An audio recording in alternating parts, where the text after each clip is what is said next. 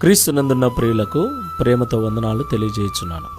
ఫిబ్రవరి నెల 28వ తేదీ 2026. ఈరోజు దేవుడు మనకు చేస్తున్న వాగ్దానం ఏమిటనగా మలాకి గ్రంథం 4వ అధ్యాయము 2వ వచనం.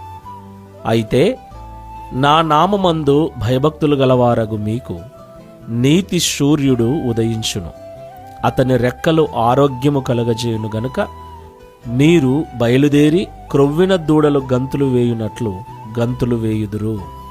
ఆమేన్. నా ప్రియమైన సహోదరి సహోదరులారా, ఈ లోకంలో మనుషులుగా జీవిస్తున్న మనకందరికీ కూడా ప్రతిదినం ఏదో ఒక బలహీనత, శరీరంలో వయస్సు మీద పడే కొలది, ఒక్కోసారి చిన్న వయసులో ఉన్న వారికి కూడా ఏదో ఒక బలహీనత మనిషిని వెంటాడుతూనే ఉంటుంది.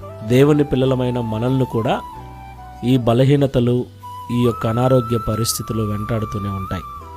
అయితే ఈ లోకంలో దేవుని బిడ్డలుగా జీవిస్తున్న మనం దేవుని యందు భయభక్తులు కలిగి జీవిస్తే దేవుడు మన కొరకు నీతి శూరుడుగా ఉదయించి మనకు సంపూర్ణ స్వస్థతను అనుగ్రహించి క్రొవ్విన దూడలు గంతులు వేయునట్లుగా మనల్ని ఉత్సాహము చేత ఉల్లాసము చేత నింపుతానని వాగ్దానం చేస్తున్నాడు.